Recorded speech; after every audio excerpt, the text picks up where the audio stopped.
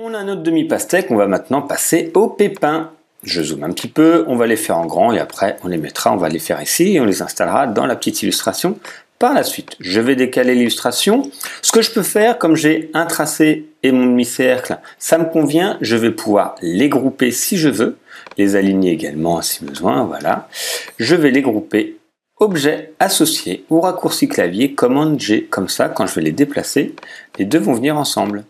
Voilà. Donc je vais créer mon pépin. Le pépin, si on zoome, vous allez voir, voyez, c'est un cercle avec une pointe.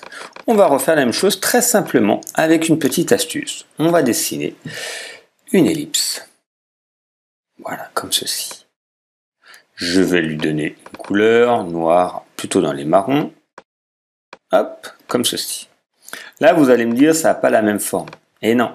Mais ce que je vais faire, je vais aller maintenant chercher un des points. Je vais pouvoir le monter ici.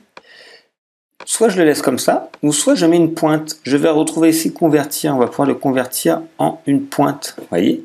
J'ai sélectionné. Donc, ce que j'ai fait, j'ai étiré, j'ai pris ce point-là du haut. Je l'ai étiré un petit peu pour l'écarter, pour qu'il y ait un peu plus une forme de pépin.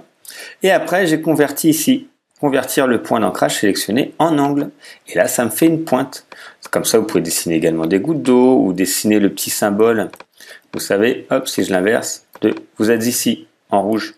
C'est la même chose. Voilà. Si vous voulez après arrondir, vous avez la possibilité, en sélectionnant le point qui est là, vous pouvez arrondir avec cette petite option qui est juste là, si vous voulez. Voilà, donc là, j'ai mon pépin et je vais en faire 3 autres à droite, 3 autres à gauche. Donc j'ai mon pépin ici, on va réduire tout ça par la suite. Et ce que je vais faire, je vais les décaler. Je appuie sur Alt, voyez, et je lâche. Ça me l'a dupliqué. Ça, c'est la première méthode pour le dupliquer. Ce que je peux faire, en fait, c'est travailler sur le déplacement de mon objet également. Si je fais objet, déplacement, je peux retrouver ici la possibilité de mon déplacement. Voyez. Donc moi, ce que je vais faire, je vais le déplacer. Donc un peu plus en horizontal. On va regarder. Hein, là, j'ai pas les valeurs en tête. Voilà, même plus. Hop. 30 par exemple.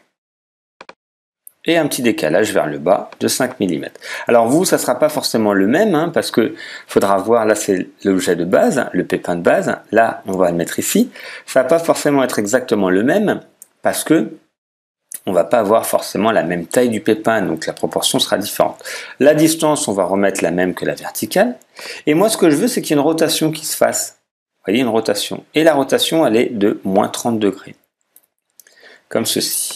Vous voyez, on va faire un aperçu. Donc, elle va se déplacer comme ceci. On va remettre 0 plutôt. Hop. Voilà. Et donc là, on a bien notre déplacement qui s'est créé. Si je veux qu'il descende un petit peu, je vous remets 5 mm et il va descendre un petit peu, comme ceci. Et là, si je fais copier, ça va garder mon original et le copier. Et voilà. Et ce que je veux, c'est qu'il y en ait 3. Donc maintenant, je vais répéter la même transformation. Commande D et commande D, comme ceci. Maintenant, j'ai mes pépins. Je vais effectuer la rotation. Je sélectionne et je vais dans Objet, Transformation, Rotation. Et je vais mettre un angle de moins 30 degrés. Et je fais OK. Je fais faire exactement pareil avec celui-là, mais faire 30 plus 30. Donc ça va être moins 60 degrés. Comme ceci. Et ensuite, objet, transformation, rotation. Moins 90 degrés. Voilà. Là, je vais pouvoir un peu les placer pour que ça fasse plus un arc de cercle. Donc soit vous le faites sur un arc de cercle précis, ou si vous le faites un peu à l'œil, comme ceci.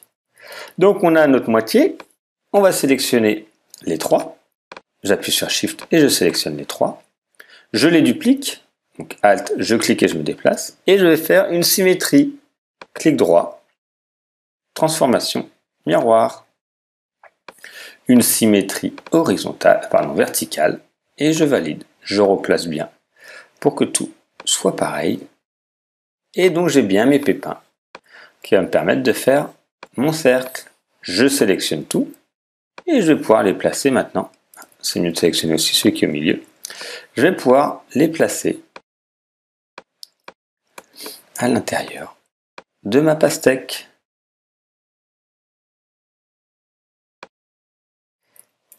Comme ceci. Et là, je déplace avec les flèches. Et voilà, j'ai mes pépins maintenant dans ma pastèque. À peu près comme ici. Voilà pour la création des pépins. Donc, j'ai pris une ellipse, j'ai fait la forme, j'ai répété. 3 à gauche, 3 à droite. Et j'ai fait une rotation de 30 degrés ou de moins 30 degrés sur chaque pépin. Je les ai mis à peu près en cercle. Et les voici. Ce que je peux faire, une dernière chose, c'est les grouper. Objet associé. Comme ça, maintenant, ça va se déplacer ensemble. Et je peux aligner. Comme ça, tout est bien aligné. Au niveau de ma pastèque, voilà pour la création de la pastèque. Je pourrais la réduire si je veux. Si vous trouvez ça un peu gros. Voilà pour la création des pépins sur la pastèque.